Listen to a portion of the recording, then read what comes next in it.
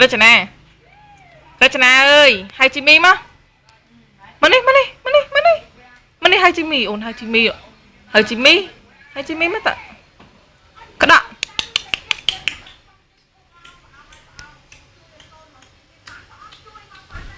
anh khỏi cái đó cái nó còn rôm đây luôn hai Jimmy ôn hai má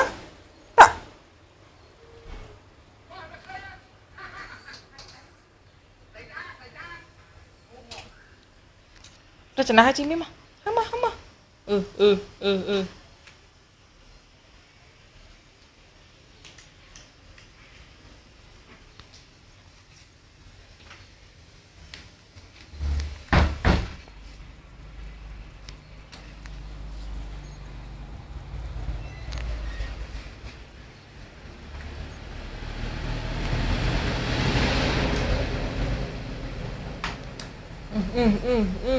một anh sợ bay sky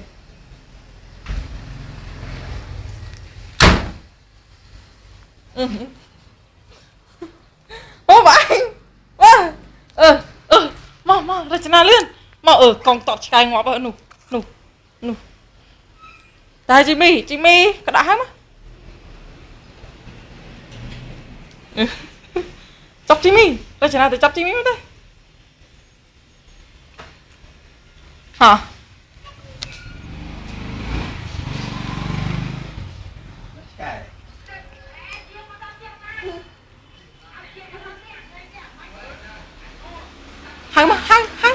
hai Jimmy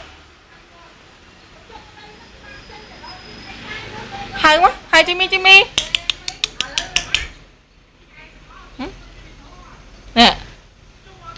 chà anh xin nói chà ha hòm